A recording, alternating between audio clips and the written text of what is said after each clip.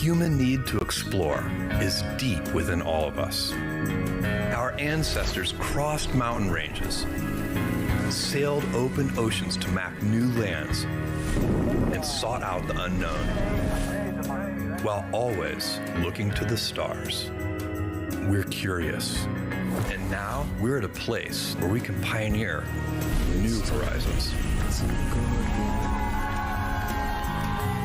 Now is the time. New Shepard has cleared the tower. To open the promise of space to all. Guys, we're doing it!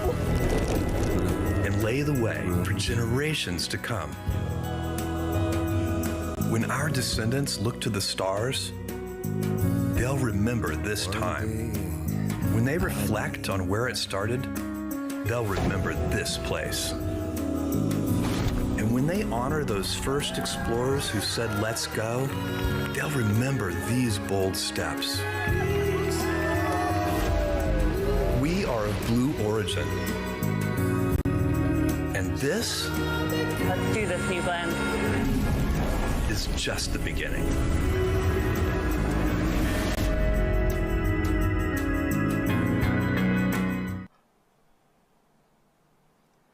Howdy, and welcome everybody to New Shepard's 10th human flight. Thank you for joining us. It's another great day to fly to space.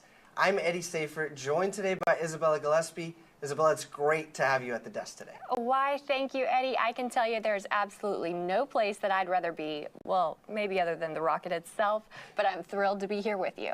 Isabella, you've been a part of our astronaut sales team for about 1.5 years, and you've done phenomenal work with the astronaut experience team for New Shepard. I think your point of view at the desk today is going to be priceless. I really appreciate you saying so. You know, the astronaut experience team is such a phenomenal group of people. I count myself blessed to be able to work with them, work beside them. It really is the astronaut experience team, the crew member 7 team, and all the folks really behind the scenes that's able to make the magic happen down in Texas today. That's right. Special thank you to our Texas folks that are making this launch, human launch, number 10 for New Shepard in the program, happen today. And so much work goes into curating this whole experience for our astronauts that we get to view and enjoy today. And it's certainly an exciting time for the New Shepard program as we start to increase our cadence on flights. There on the flight, on the screen in front of you, you've got our astronauts starting to egress, right? That means they've walked across to the launch tower, are walking across the gantry and ingressing into the crew capsule for today's flight. With that, Isabella, tell us who is going to space today. I would be delighted. First, we have Lane Bess, who, in fact, is returning onto New Shepard to fly to the stars for a second time. We have Spanish adventurer and TV host Jesús Calleja.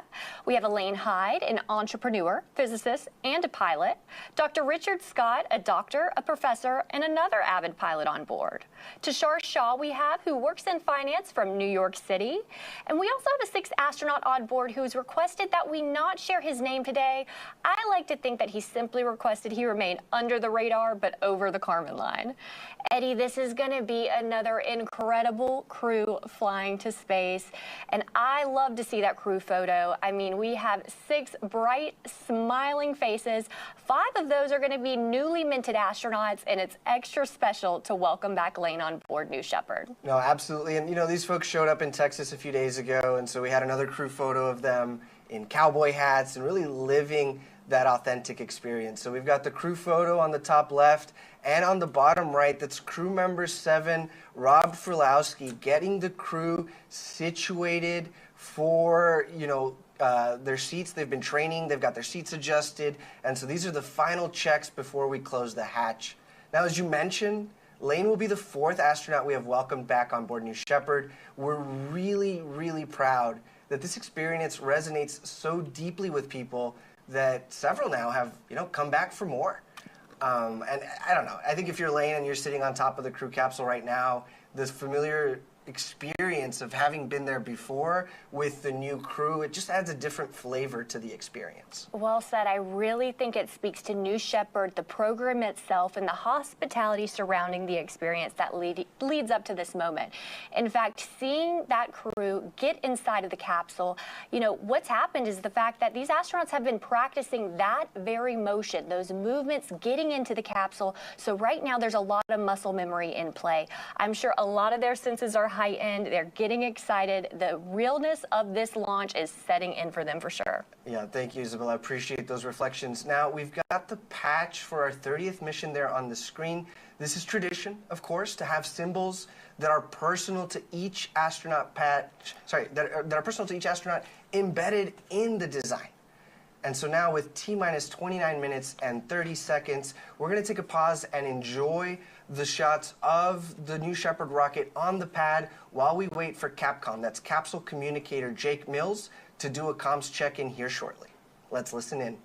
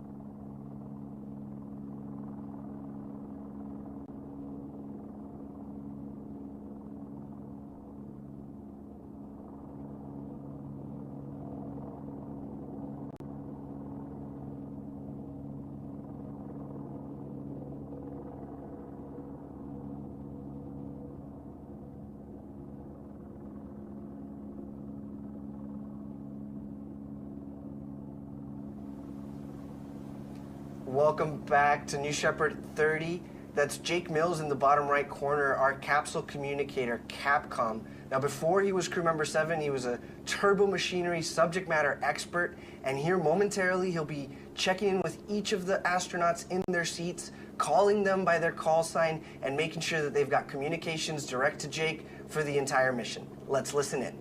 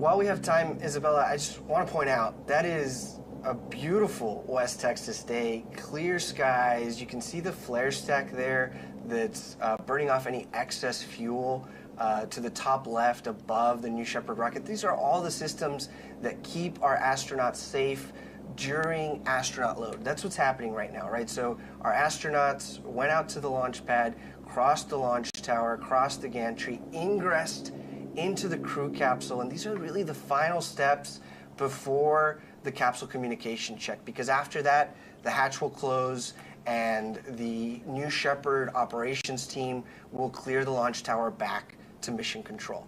And so there's a great shot there of Rob, our crew member 7, that is with the astronauts, preparing them for those final moments before hatch closes. And I believe he's there with Mike Cox, who's you know, a technician that's been there in West Texas for a dozen years. And you know, we've got a great shot here of the desert and the name of the crew capsule. So that's RSS First Step, reusable spaceship First Step. This crew capsule has flown to space now 11 times.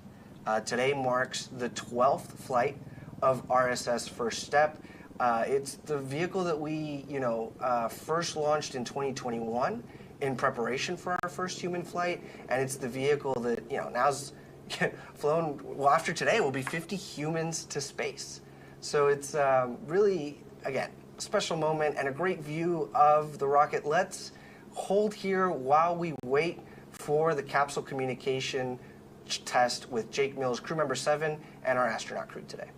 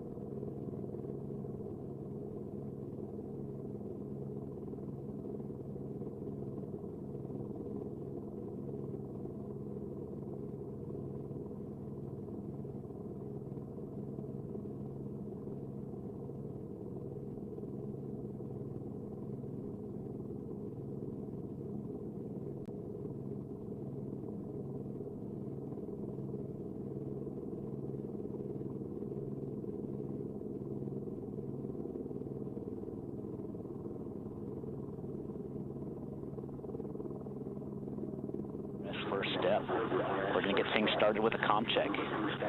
As a reminder, hold down your push to talk button, turn your head to the right, and speak into the mic. Astronaut Best, comm check. Blue Control, Astronaut Best, good to go. Excellent. I have you saying. Calleja, comm check.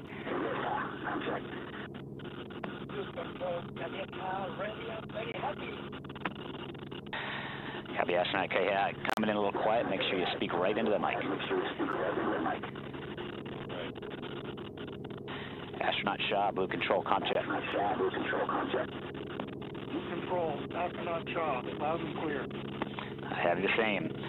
Hatchet, Blue Control, comm check.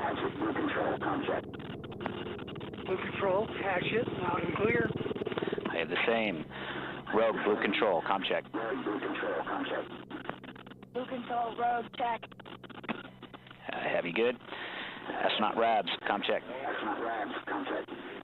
Blue Control, Rab, loud and clear, ready to fly.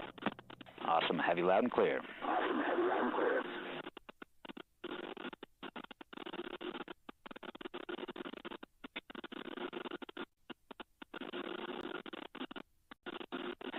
Height first step, we are at T-minus 21 minutes and 30 seconds and counting. Continuing through our procedures here in Mission Control. I'm going to keep you updated at everything we're doing. For now, just sit back and enjoy the experience.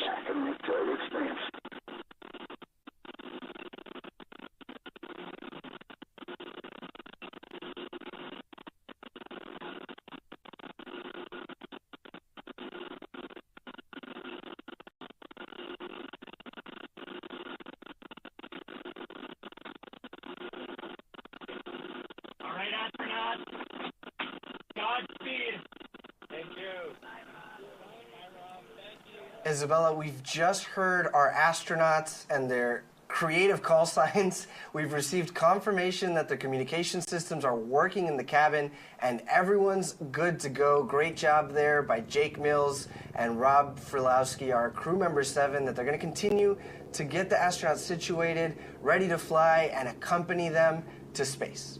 Every crew has a special crew name, and this crew has named themselves a Perfect 10. Well, that makes perfect sense to me, considering the fact that this is, in fact, our 10th human flight. I love it. 10 out of 10. Well, and perfect 10s are so elusive and so hard to accomplish in real life, so we're hoping that that's what this crew does today.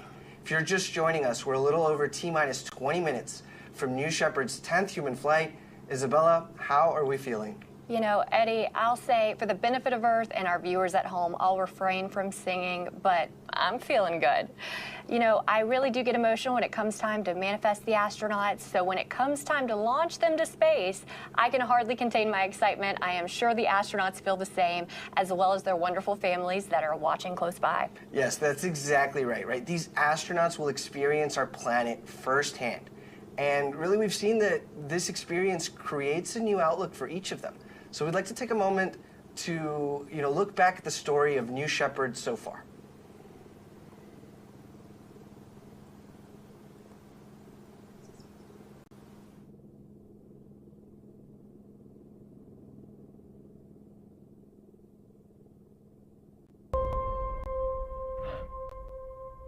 Capsule. Go. Holy Martian. Booster. Is this wild? Go. Each person that goes up there, Oh my golly. This is nuts. Ground. Go. all of a sudden has a totally different perspective Wow, look at that view. Caps off. Go. of this little place here. New Shepard is go for launch. This is heaven. It's almost like an out-of-body experience.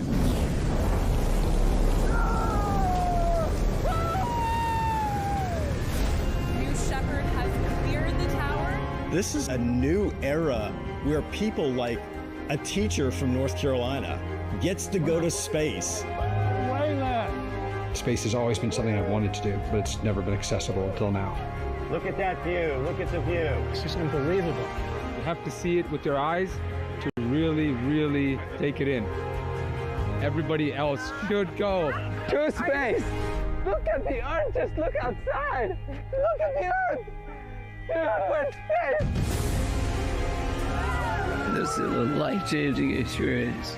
Everybody needs to do this. It was absolutely insane. I mean, it's the coolest thing ever. Oh my word.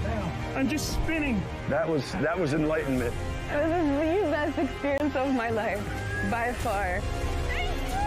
Everyone in the world deserves to see this. Everyone needs to see this. Oh my God. It's just a dream come true. I wanted to do this my entire life. I just went to space as the first woman from Mexico. I think we need to give this gift of perspective to everybody. Oh man, this is so cool. I always said I'm gonna do it, and I just did it. We went to space! What you have given me is the most profound experience I can imagine. I can't believe this. As soon as you land, you will want more of it.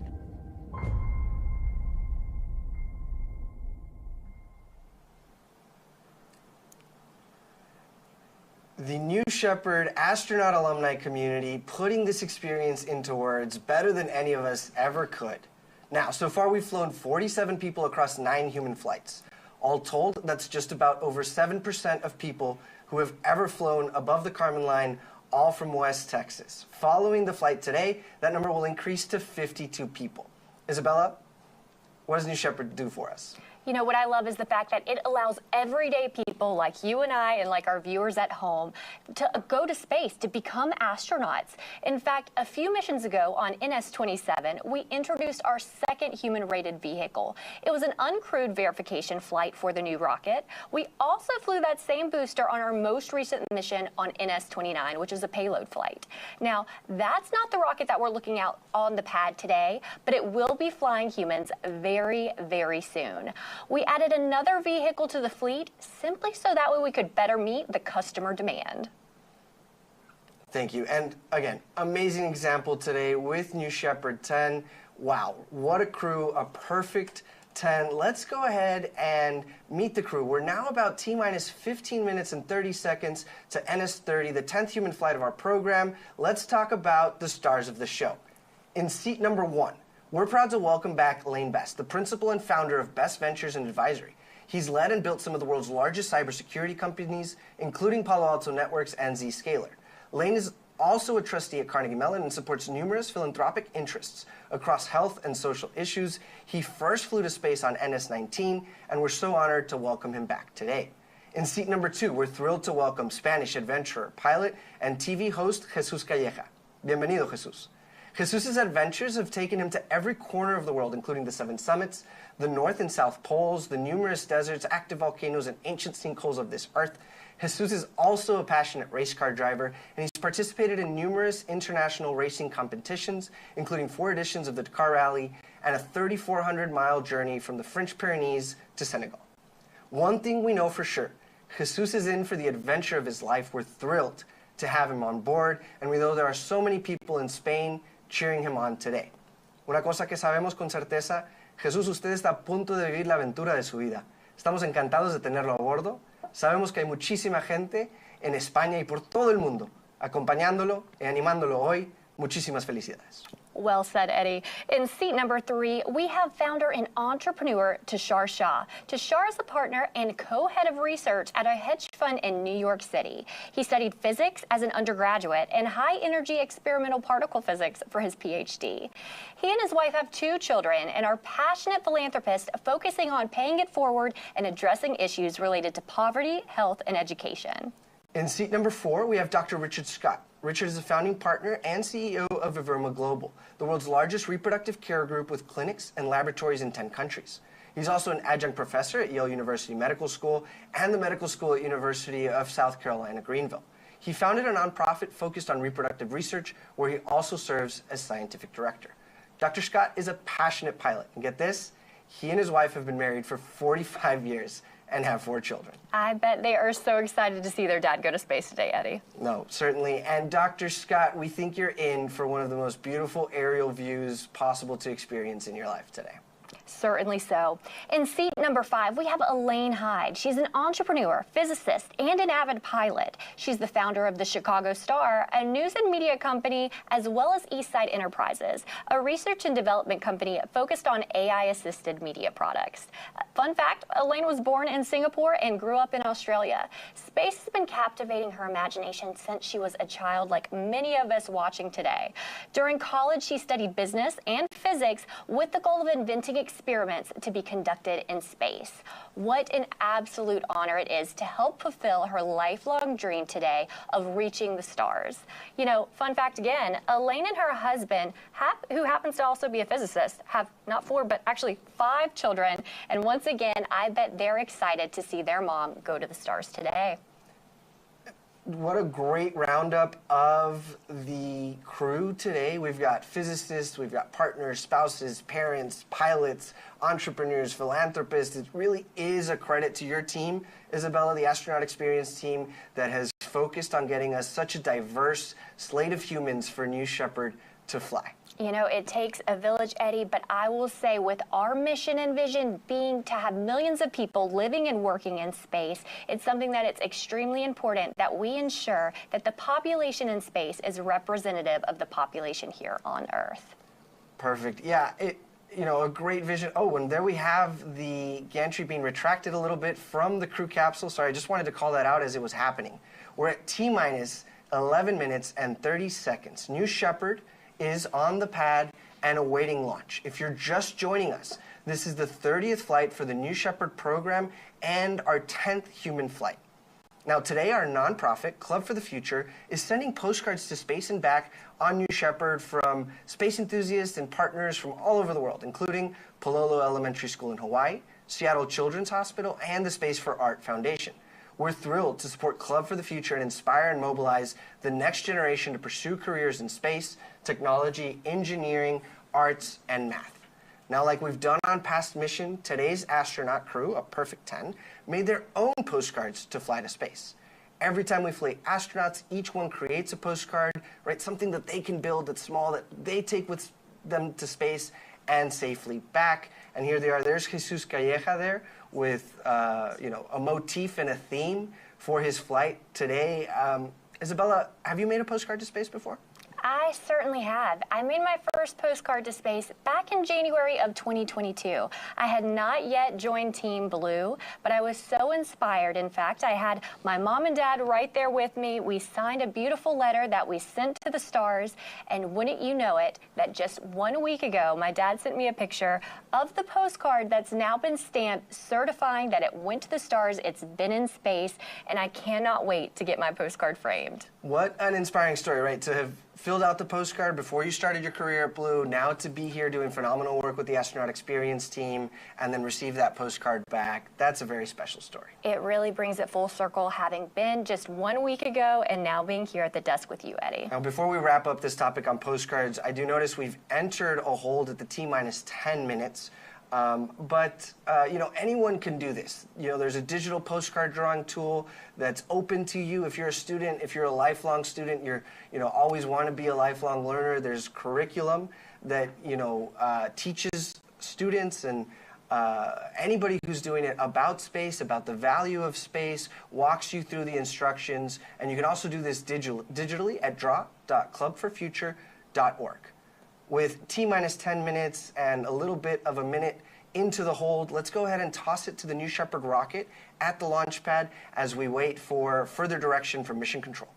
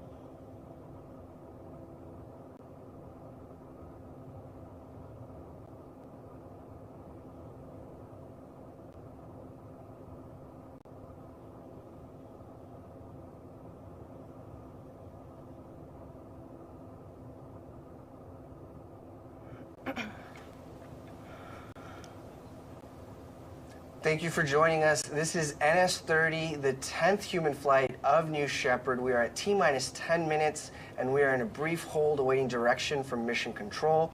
While we have some time, Isabella, I'd love to talk about the vehicles that are carrying our astronauts today. The capsule we talked a little bit about carries the name RSS First Step right above the hatch. Let's break that down a bit. RSS means reusable spaceship. The capsule in today's flight has already flown to space not once, not twice, but actually 11 times. This is the same capsule that so far has flown each and every one of our human flights.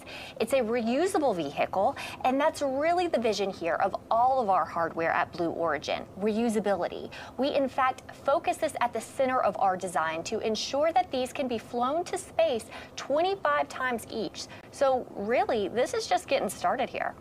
Well, and the propulsion module, the booster that RSS First Step sits on top of is Tail 4. Tail 4 has flown to space itself 12 times, and today will mark the 13th flight. So again, these are the vehicles that are proving out operational reusability. And part of that is that 99% of New Shepard's dry mass is reused. Everything from, like we talked about already, the crew capsule and the booster, but the engines, the parachutes, it's all used, on back-to-back-to-back flights. Well said, Eddie. Reusability is absolutely pivotal for us. It's so important at Blue because not only does it help reduce the cost of space travel, it also significantly reduces waste. And, we're continuing to develop New Shepard as a program. So that being said, with next generations of vehicles, essentially, that we're building, and we're doing that in our factory in Kent. So this is going to help to improve the cadence, ensure that we're able to improve the life of the vehicle. A lot of really great work is being done to ensure that we're going to be able to fly more people to space more frequently. Well, and, with this flight and the flight from a few weeks ago, we've got now a fleet of vehicles, meaning multiple boosters, multiple capsules, and that's going to help us increase New Shepard's cadence this year. All right, as you can see, we're still at T-minus 10 minutes. The hold is entering its 6th minute. We're going to go check in with Mission Control, and we'll be right back. Leg 1 outlet PT has risen.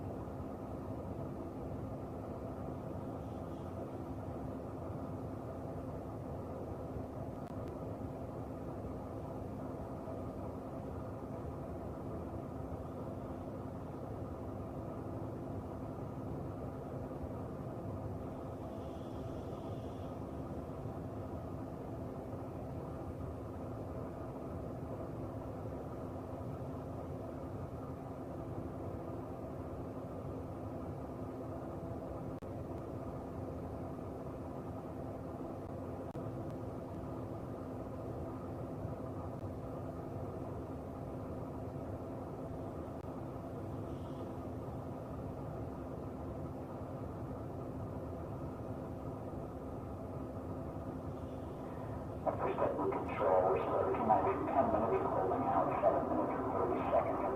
Executing the workaround to get us back into the duration for the turbo count.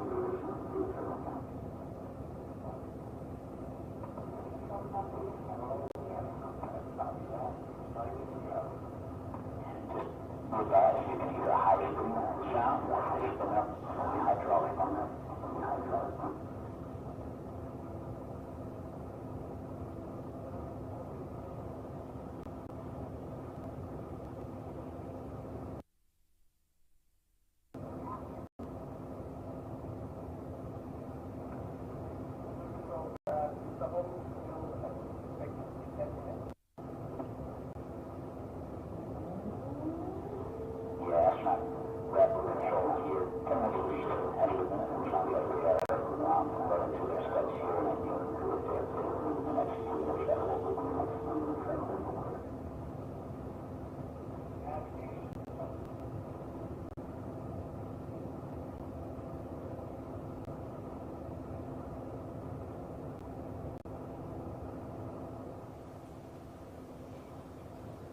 Welcome back to NS-30, 10th human flight. We're at T-minus 10 minutes, and we're in a bit of a hold.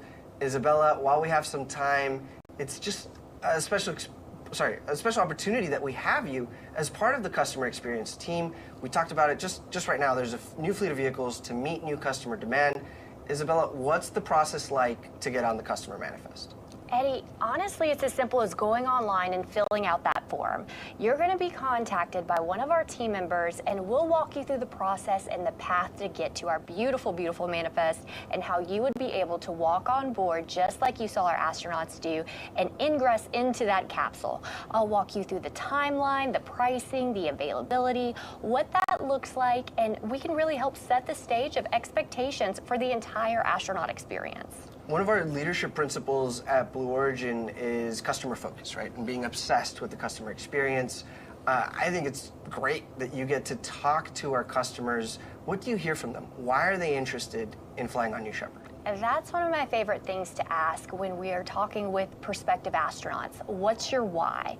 Typically, we're going to hear things in terms of perhaps they are a first of nation. They establish and want to be essentially, again, representing their home country. Otherwise, it's perhaps that they always wanted to be an astronaut and they weren't able to go traditional programs such as NASA. It could be something as simple as they didn't have 20/20 vision. And these are things that no longer restrict you from being able to soar to the stars. It's also something to where they're able to inspire that next generation. Every single astronaut, I truly think of them as a pioneer. They're opening that gate a little bit more each time, so that way more can follow and follow in their footsteps. So that way we're able to have, with time, millions of people living and working in space. And Isabella, is it safe to say that QR code there is an invitation to go online, fill out the form, and tell us your why?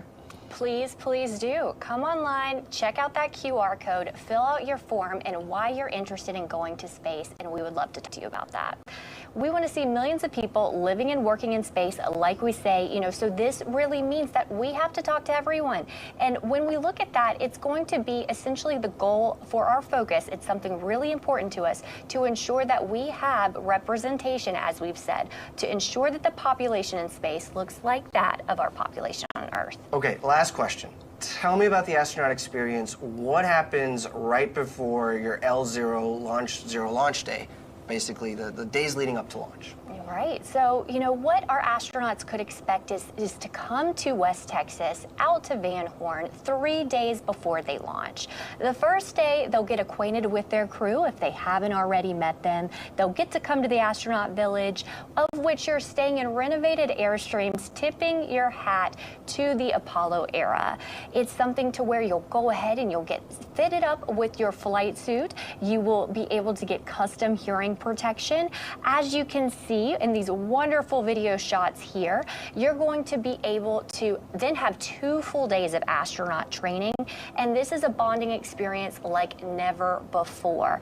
You'll get to spend time with that crew member 7 in addition to your other 5 crew members that you would be flying to space.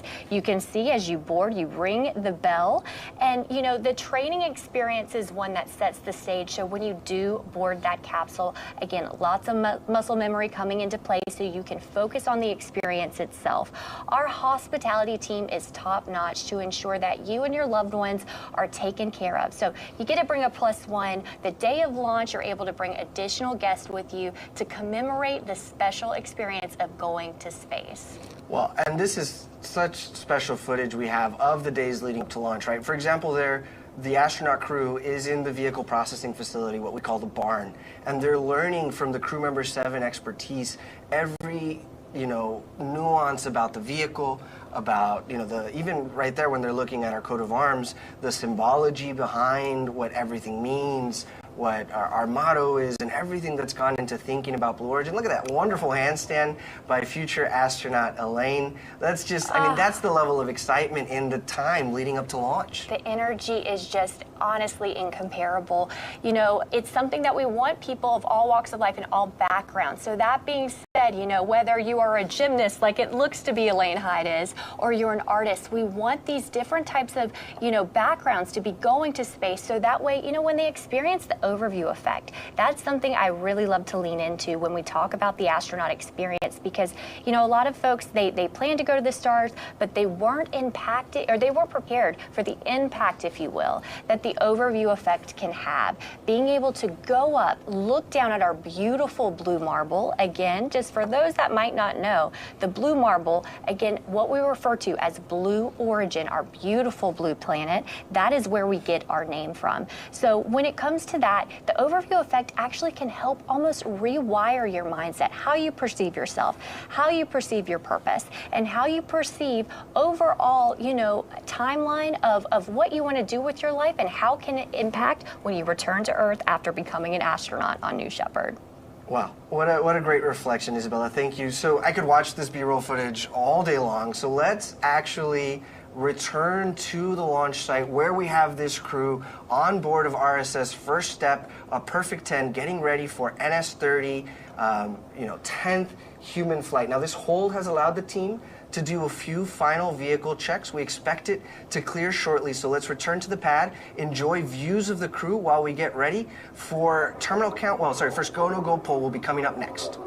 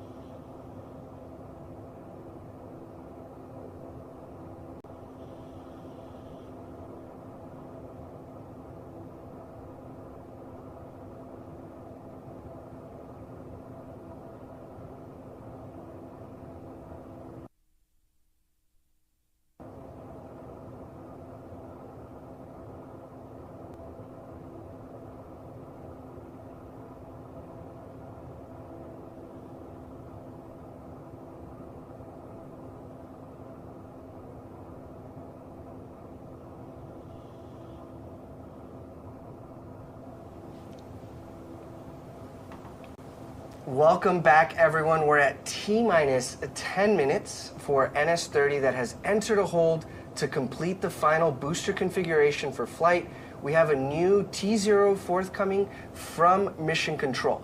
Now, that means that the hold will clear momentarily, and after that, we will be ready to do the go, no-go poll at around T-minus 9 minutes. So let's wait for that while we continue to enjoy views of our New Shepard rocket at Launch Site 1.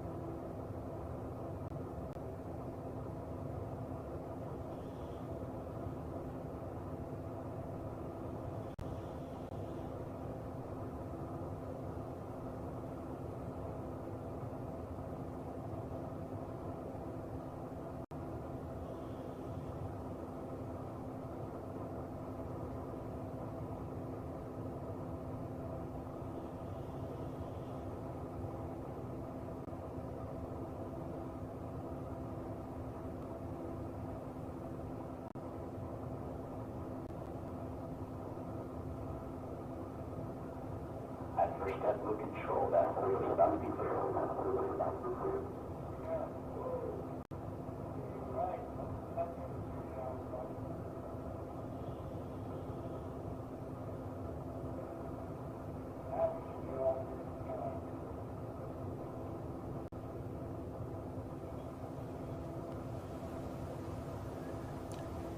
Welcome back, everyone. The hold is cleared. We're at a little under T-minus 10 minutes, and I'm hearing from Mission Control that they're about ready to do the no-go pull for launch. Let's listen in.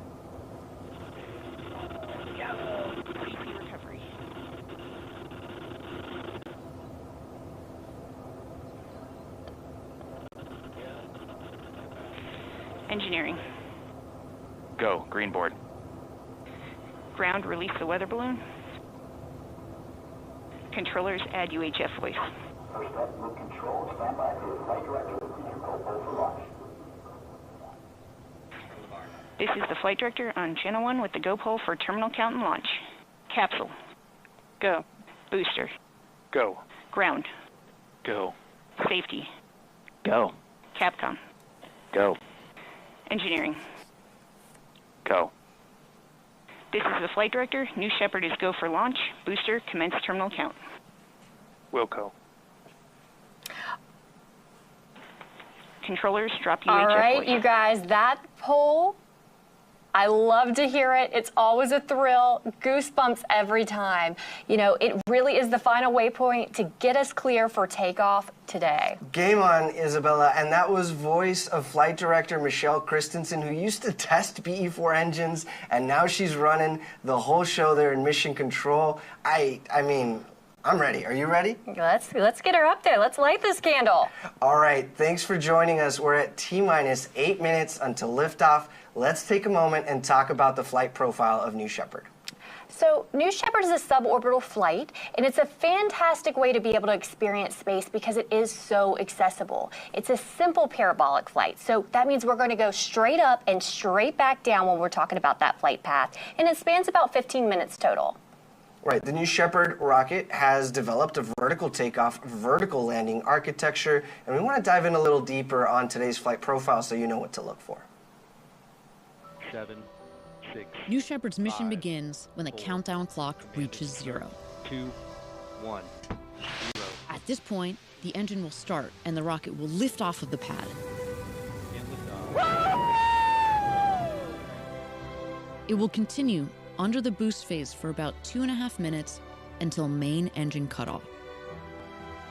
20 seconds later, the crew capsule will separate from the booster and the astronauts will unharness and enjoy 0G.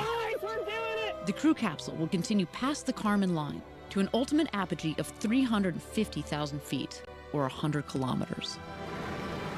The booster will autonomously land on the landing pad, ready to be prepped for its next flight. Around 3.5 minutes after separation, the crew capsule will begin to re-enter Earth's atmosphere. Parachutes will deploy around an altitude of 7,000 feet, or 2,100 meters, providing a nice, slow descent back to Earth.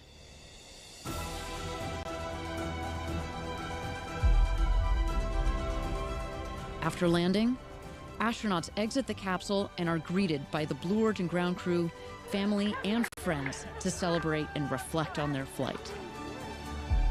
New Shepard, an adventure unlike anything on Earth.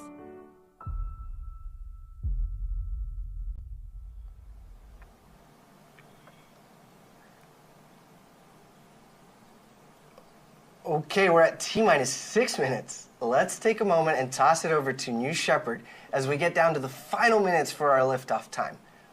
And there we have it, tuning into the action at the pad.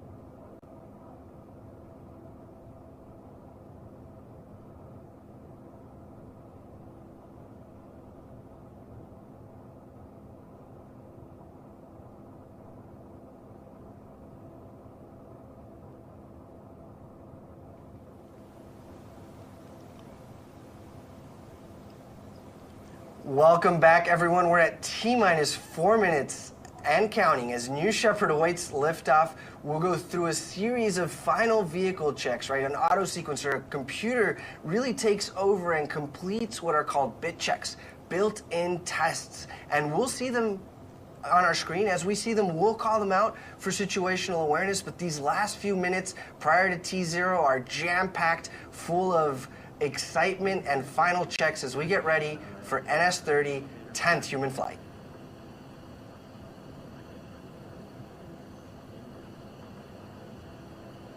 And that it just takes a long time, and we don't want the astronauts winded and like breathe hard in the top.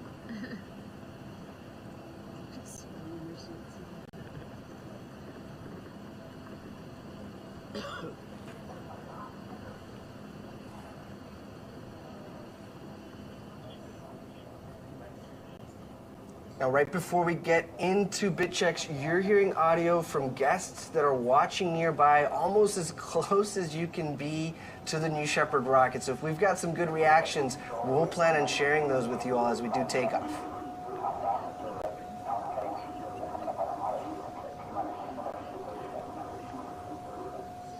Oh, what a wonderful drone shot there approaching the launch pad. Isabella, you and I have been out there in West Texas for earlier launches. This is prime time right now. Adrenaline is high, and it's just exciting to be out there in West Texas. Looks like a beautiful day. It certainly is. My heart's going out right now to the families that are getting ready to watch their loved ones soar to the stars. You know, when I'm out there in Texas, otherwise, I typically am going to be holding the hands and holding on to those loved ones as, again, they are getting ready to see their loved ones have the journey that they will never forget. 2 minutes and counting. A great view here of all sides, really, of our launch pad, New Shepard, Tail 4, RSS, first step. It's all coming together beautifully here.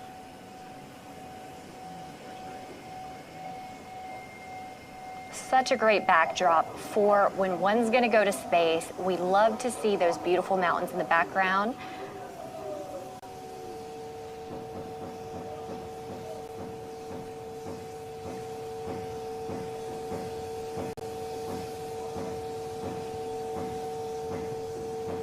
All right, less than 90 seconds to go. We're hearing hydraulic checks, pressurization system tests. Let's see what else we see. And those are the aft fins at the base of the vehicle that are moving through their full range of motion, again, completing their bit checks. These fins steer the vehicle on ascent and descent.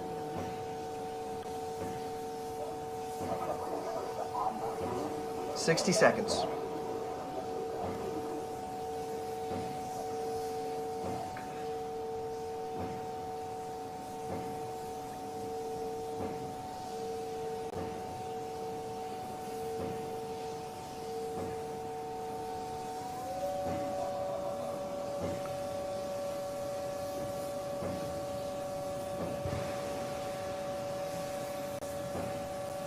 Just under 30 seconds. It's time to hand it off to Mission Control and launch this rocket.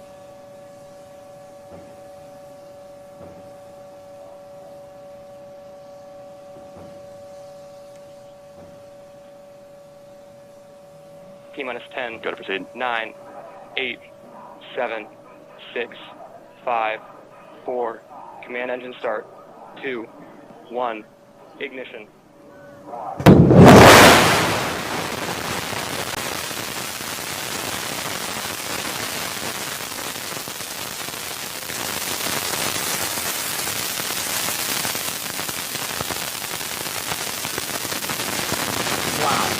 What a great takeoff shot. New Shepard is cleared. The tower note on the bottom left that we have our speed and altitude graphics that will increase. They'll get faster and faster as the atmosphere gets thinner. And we've got BE-3 right now pushing the New Shepard rocket at 100% power level.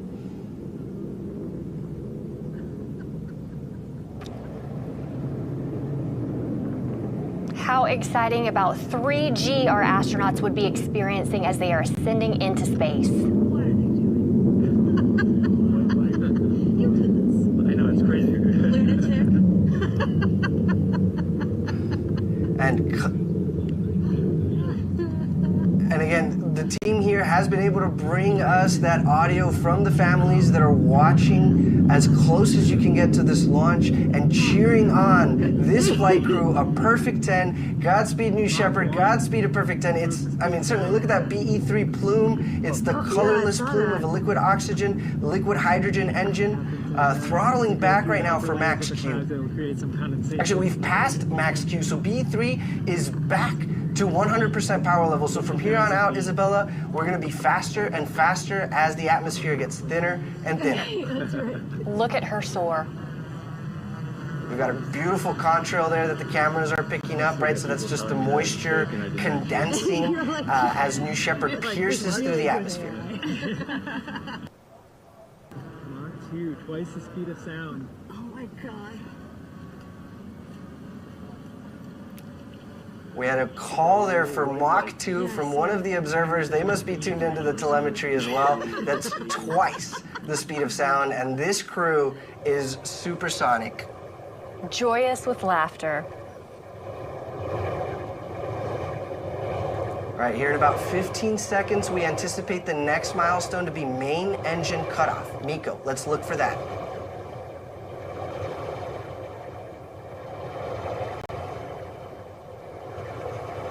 There we have it. Miko, in short succession here, will be vehicle separation, and then our astronauts will get to experience 0G prior to capsule apogee.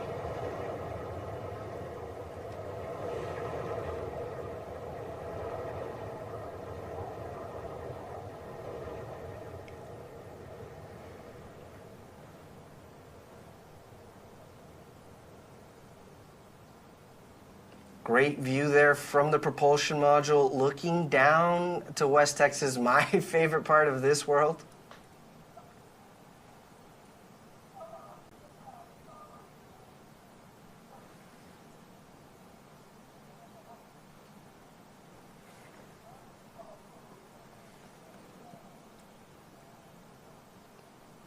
The 0G indicator is flashing. We are getting very close to apogee there. You'll see the velocity meter hit 0.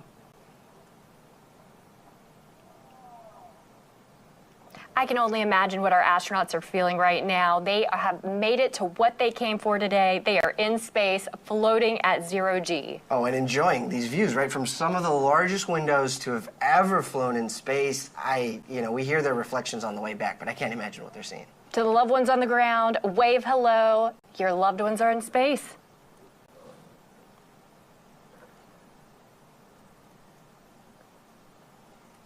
And this tracking shot there, you can see both vehicles there in the middle of your screen as they reach apogee.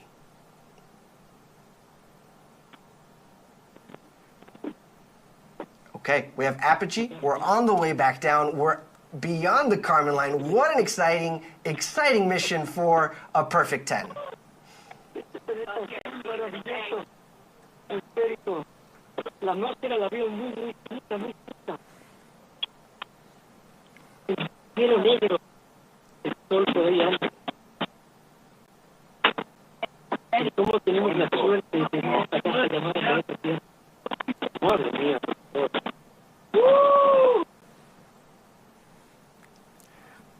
Wow, yeah, we've got great astronaut audio coming in. I heard 1 minute warning of, excitement. And the 1 minute warning of microgravity so that the astronauts have full situational awareness of how much longer they've got in microgravity.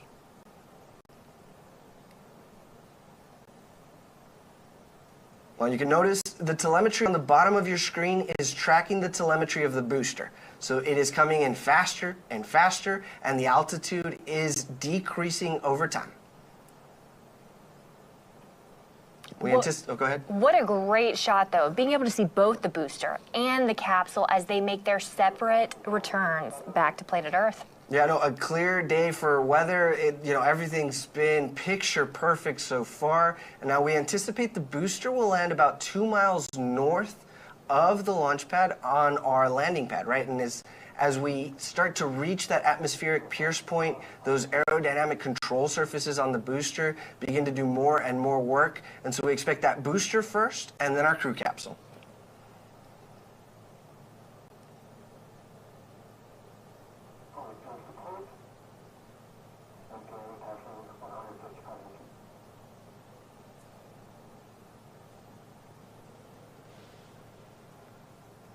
Just a great shot there about how the booster was getting faster, more quickly relative to the gumdrop-shaped crew capsule.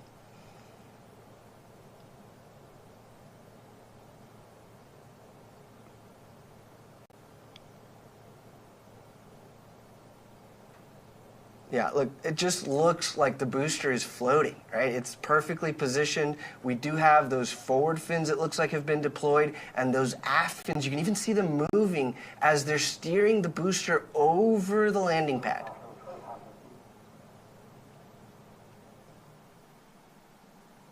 Coming up, we'll see the drag brakes deploy. Oh, there they are, wow. Look at those deploying, and this cuts the speed of the booster in half.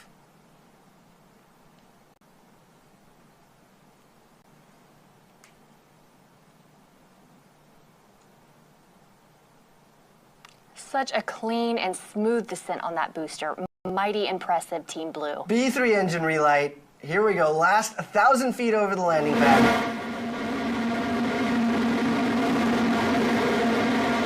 A great drone shot with Guadalupe Peak in the background.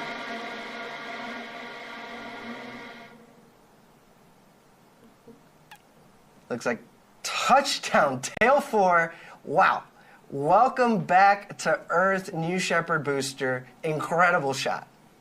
Phenomenal job, Team Blue. But everyone watching at home, stay tuned, hang in there. This show is not over by a long shot.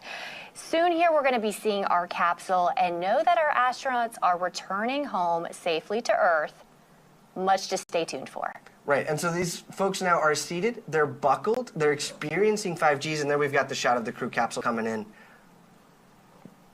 How phenomenal. Again, Eddie, as you mentioned, that is gumdrop shaped, so that way it can help on its return to Earth, ensuring that it slows its descent.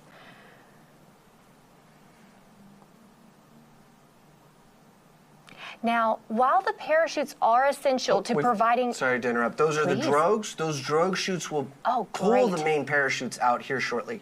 Sorry about that. Go ahead, Isabella. No, we want to see those drogues come out because shortly here, we are anticipating our wonderful parachutes. Here they are now.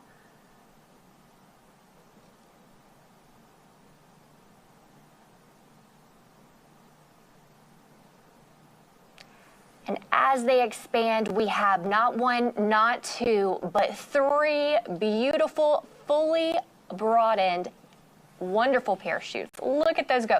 Now, those parachutes are what's going to help make a gentle and soft touchdown, as well as a couple other safety systems we have in place. We do have a retro thrust system that's at the base of the capsule that, again, as we near the desert, as we near the ground, again, is going to soften that landing. Right, so we call that the terminal deceleration system, the TDS system, and it essentially pushes pressurized gas towards the desert. It's like a hockey puck, if you've ever played air hockey at an arcade. It sort of just floats over the desert as it's kicking up that West Texas dust. That's right. So if you're watching for the first time, I always like to note that dust we want to see. It is a dusty desert that we have, so that retro thrust system is, again, what's going to push up that dust. All right, less than 1,000 feet to go here before the retro thrust system fires. If we've got a good drone shot, look for those happy astronauts with thumbs up signs and clapping. See how close we can get.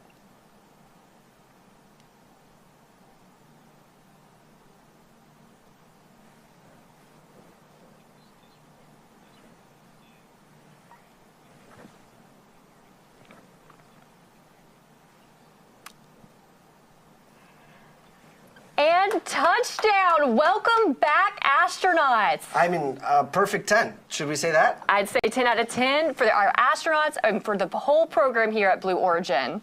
I mean, it's always incredible to see a great and easy touchdown for our New Shepard crew capsule. Now, our crew capsule recovery team is currently driving out in a convoy to meet the astronauts. They're going to safe the capsule and get ready to open the hatch. I am just thrilled for our astronauts, and I know that they certainly are, and it's setting in right now as they have just freshly returned to Earth and our newly minted astronauts. That's 5 of those, and Lane having been minted a second time.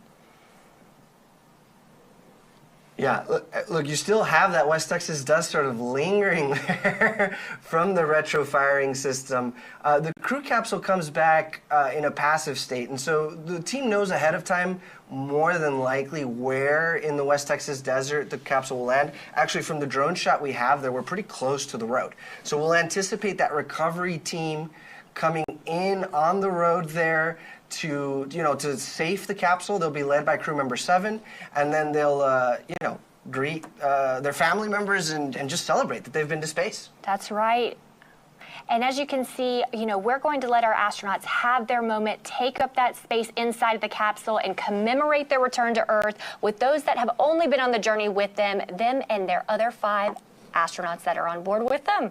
So, Isabella, while we wait, we do have a special guest today, one of our former New Shepard astronauts, someone who has experienced this same flight profile firsthand that was in this crew capsule, Mario Ferreira.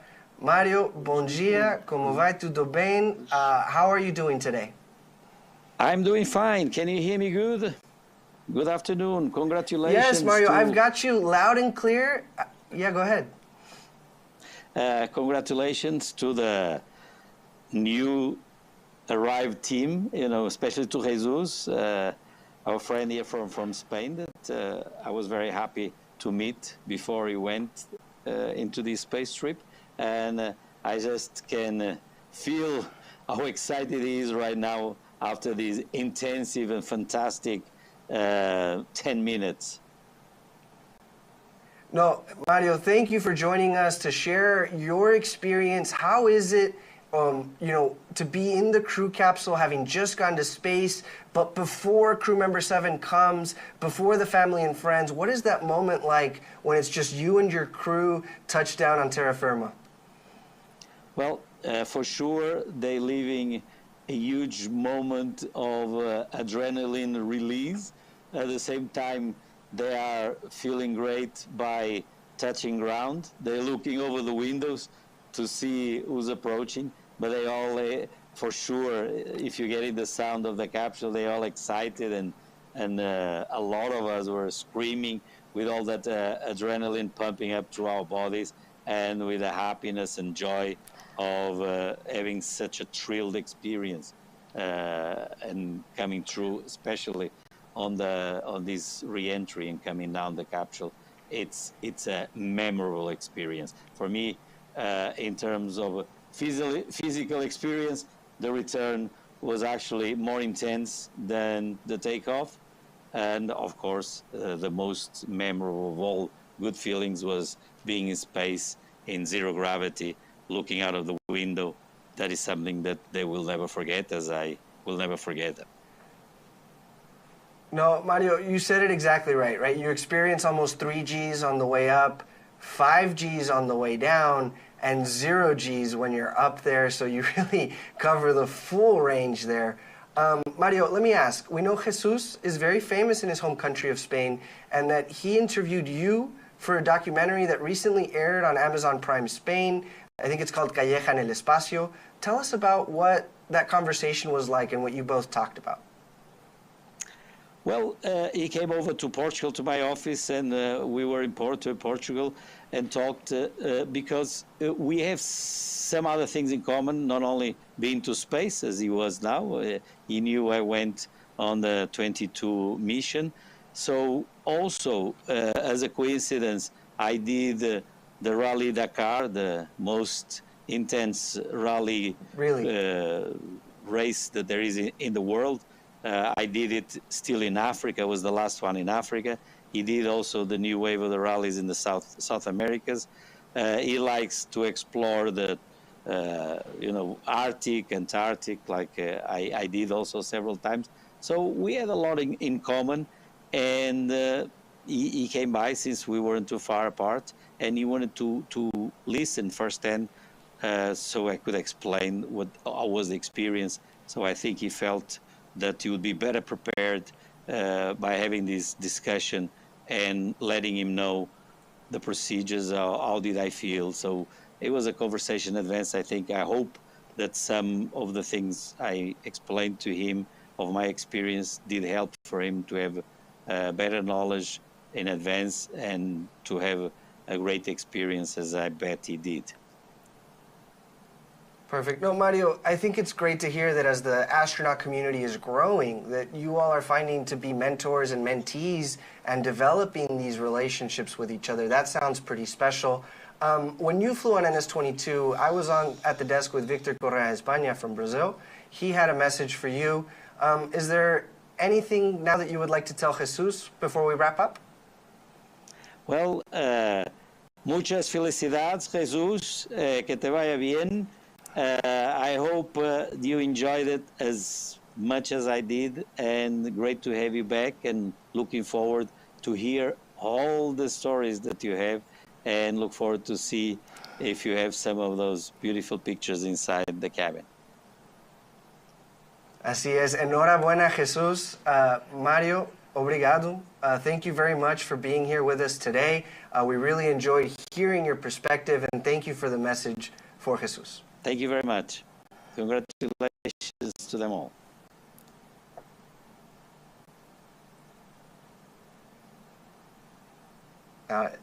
Isabella, just to hear back from someone who's done it firsthand and is sharing their experience with them, what are your thoughts?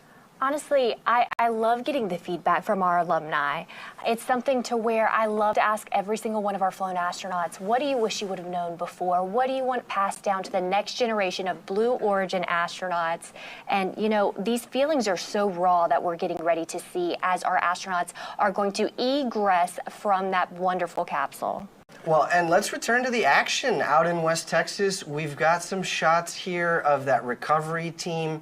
It looks like they've approached the crew capsule. So there's a few key sort of events here. They're moving the parachutes out of the way so that they're not a trip hazard. They're electrostatically discharging the crew capsule, performing any final venting maneuvers, and generally making it a safe space to have a celebration that we're going to see here live.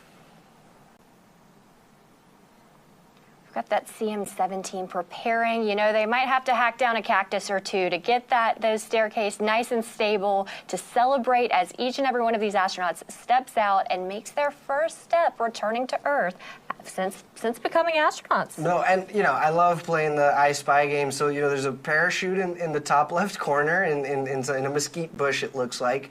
And you've got Rob Frolowski to the right. He's holding the key effectively for the crew capsule hatch, right? So he can unlock the crew capsule, break that seal, and welcome the astronauts home. But he's only going to do that once the environment around the crew capsule has been verified safe. So anecdotally, just a fun fact, I loved hearing from Sarah Knights, one of our CM7s, that on our last mission, typically you'd think that we'd have astronauts ready to run out of the capsule, but in fact, as she went around, made sure every single one of them were ready. They took their time. They wanted to stay in, and, we want to give them that time. So we have our team prepared to capture these emotions as they re-embrace and rejoin their family back on Earth. Right, and that is our director of the Crew Member 7 office, Sarah Knights, on the left there wearing the feather. So between Sarah and Rob and the camera crew that we have out there, we're going to look for some live reactions. There's Rob again. He's about to open the hatch. Welcome back to Earth, astronauts. A perfect 10 if I've ever seen one.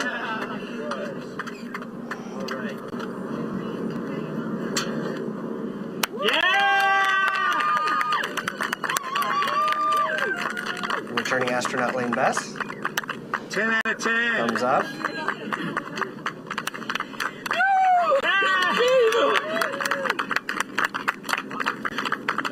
And Jesús Calleja. Bienvenido de regreso, Jesús.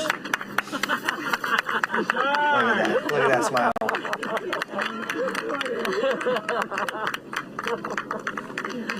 And that's astronaut shot.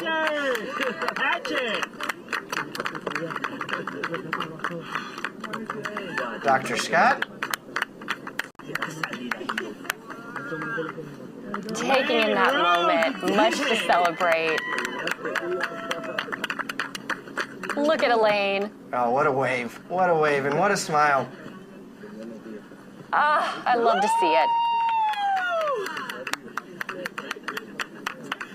And our 6th astronaut celebrating his return to Earth. Wow, what a moment. And so now that the area around the crew capsule has been verified safe, these astronauts have egressed from the capsule. We see some hugs, you know, shows of affection, return, and just pride and emotion, as you were saying. It's difficult for me now to explain because it's incredible, it's so marvelous. The heart is beautiful, yes. And the atmosphere is very one small line, and it's my small dream. I cry. Absolutely. Very emotional. Difficult for me to explain. Sorry, everybody, but it's very special. Congratulations. Thank you. These guys, because the spin of the atmosphere, it sounds like, has got him feeling all sorts of emotions. It's fantastic. This bigger home, the hair, is very important protection. See you. How was your experience? Congratulations. I can't believe just what You're an happened. astronaut. This is your whole life. You did it. I think I left half myself up there. I feel like I'm still there. It's a wonder. It's a wonder. I can't wait till you go. I'm so happy for you. I mean, I thought I knew what home was. But when I was floating up there, and you see it right there, it's like you're home, and then you get this new definition of what that means. It's incredible. And like, honestly, in there, I felt like I was in a cradle that you just made for me, and I was so safe. I was set on the River Nile with you watching over me, and I was going to get to somewhere really good. And I'm here now. And you're there, yeah. Back on Earth, which is the greatest part. And I remember just like being up there, and there was this pull. There was this just, I know we were weightless, but it was just like calling me. Earth was calling. Congratulations, Elaine. Astronaut Rogue. Thank you so much. Congratulations. Oh, one more thing. Astronaut Rogue looks like the call sign with the new definition for home. Hails from Australia, Singapore, and planet Earth. The one I took up. Yes. All right, Team Blue. 750 of you went with me to space. Thank you so much. All right, that's for you. Thank you so much. Of Team Congratulations. Blue that accompanied astronaut Rogue. That's beautiful. It's perfect, too. Look at that, NS-30, one of our newest repeat crew members. Our great trainer. Excellent job, Rob. It was flawless, and the training helped us, really. Actually, I got a few things here, too. I'm going to give Cameron, who went up with me on our mission 19, NS-19, I'm going to give him his and his husband's wedding ring. Did. Excellent. Anyway. Oh my goodness, congratulations. Thank you. You did it again. Yeah, I got to tell you. Welcome to the crew. I'll tell you, second time was better than the first, so everybody else who goes up, you got to go twice. Perfect 10. Meaning it wasn't, okay, I gotta go. It wasn't better because I didn't have him, but I'm just saying it just feels good every time. Yeah. Excellent. Well, congratulations. Thank you, Rob. So much for joining us again. Thank you. Blue Origin. Heard it here first. The second time is better than the first, and I mean, just what a special moment there between Cameron, who flew on NS-19, with Lane, and just returning in a memento, the wedding rings. How special! Everything I dreamed and more. The forces were wonderful. All the experiences and the blackness of space. It was everything you could dream of. Well, thank you so much. You made it. Congratulations. You're officially an astronaut. Absolutely. All right. Well, thank you. Congratulations, You're good. Doctor. Thank you. Thank you, Blue Origin. Thank you.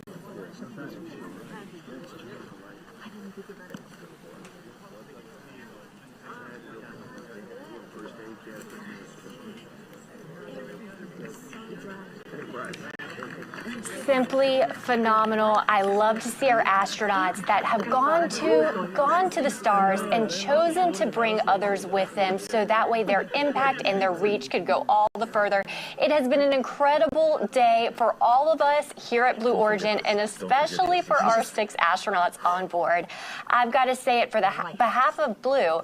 Honestly, it was an honor to fly you to space today. And you know, you heard it from our astronauts first. I love to say it. You don't have to sell seats to space because truly it's one that you want to go back when you've gone for yourself. But I've got to tell you, if you would like to follow in the pioneering footsteps of these astronauts and purchase your seat to space, please visit blueorigin.com and click that big button that says Fly to Space. Your journey to visit the Kármán line is closer than you think. And Isabella, if you'd like to purchase a mission patch to commemorate today's launch, head to the Blue Origin shop for patches and much, much more swag. Here's that patch again from today's flight, which is what our astronauts wore on their flight suits. Just a couple of highlights, right? The Southern Cross that represents Elaine Hyde's Australian and Singaporean heritage. The mountains representing Spanish mountaineer and adventurer Jesús Calleja, who has climbed the World 7 summit. The winding road sort of representing the road to space that each of our crew has taken to get here, and a dove with an olive branch representing Jesús Calleja's and Elaine Bess's hope for peace for all. My name is Eddie. For Isabella, for everybody here at Blue Origin who call, planet Earth home, thank you for joining us. Until our next launch, Gradatum Ferociter.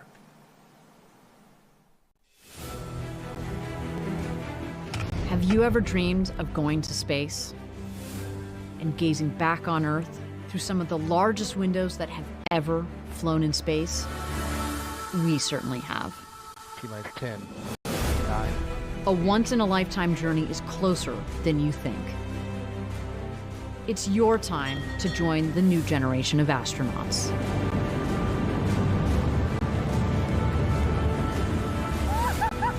To book your flight, visit blueorigin.com and click Fly to Space.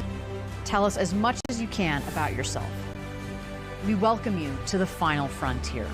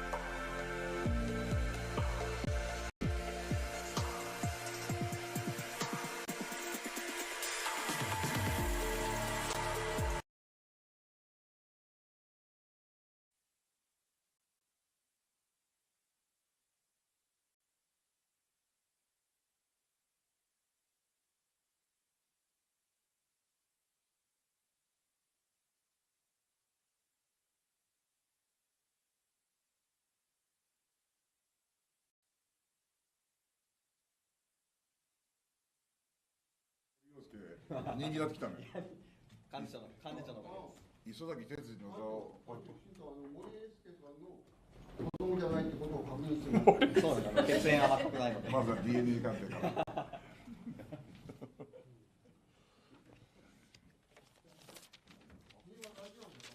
これです。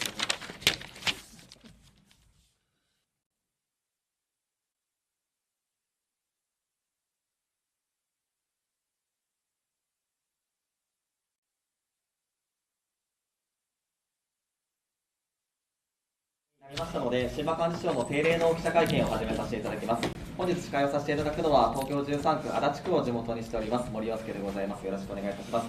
本日幹事長の日程の都合上、30分間2時半までとさせていただければと思います。それでは冒頭幹事長からお願いいたします。はい、定例日となりましたので、記者会見を始めたいと思います。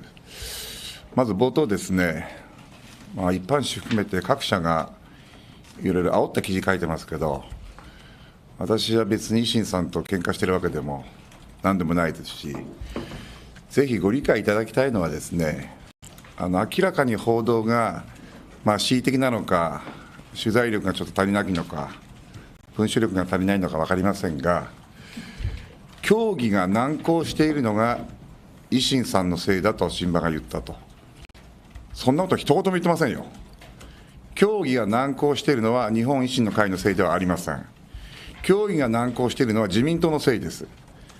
3等合意から2ヶ月も放置をしておいて、出てきた球が、古川さんの言葉を借りればですね、取れない暴投だと、それで協議が難航しているんであって、私が申し上げたのはですね、先の衆議院選挙で、国民が出した世論の回答は、与党の過半数割れなんですよ。与党は今、数を持ってないんです。予算を通すことができないんです、与党単独では。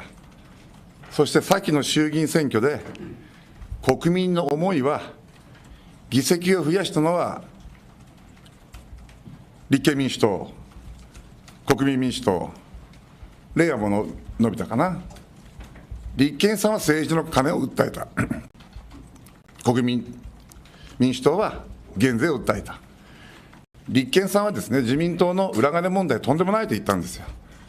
しかし国民民主党は対決より解決で、それもとんでもないけれども、その前に103万円の壁を上げて、働きたい若者、働いてほしい現場、そして178万まで控除が上がれば、すべての所得税が減税になりますねと。そして地方に偏っている9種類9兆円のガソリン減税、この暫定税率をしっかり減税してほしいと。この所得減税とガソリン減税を言って、国民民主党は4倍になったんですね。したがってこの国会で、国民民主党がやりたいんじゃないんです。国民がやってほしい減税を、この予算審議で勝ち取ることができる、これ大チャンスだし、それは国民が望んでいる結果ですね。アウトプットですよ。それ維新さんは維新さんで、高校の教育無償化や医療制度改革、社会保障改革、これも大事でしょう。ぜひやったらいいですよ。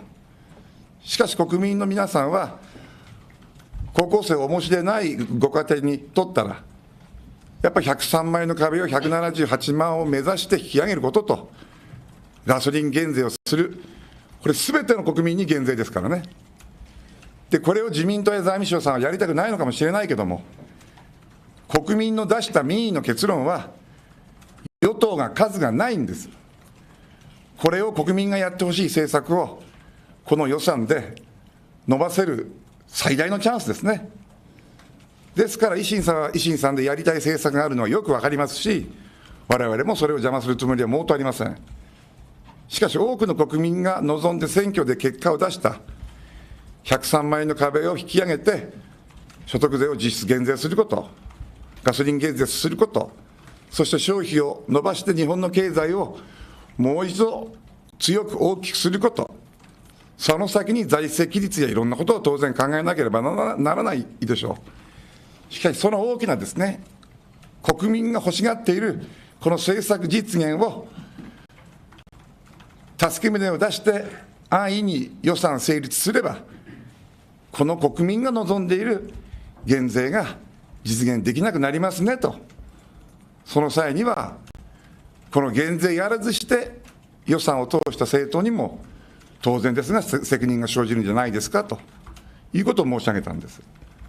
私は高校無償化もやったらいいし、社会保障改革も、ただ4兆円の中身がよくわからないね、これをしっかりしてもらって、これ自民党にやらせればいいんです。与党にやらせればいいんです。それ国民が望んで出した結果ですからね。もう自民党にはよく分かってほしいのは、連立を組んでる公明党さんと足したって、衆議院で数がないんですよ。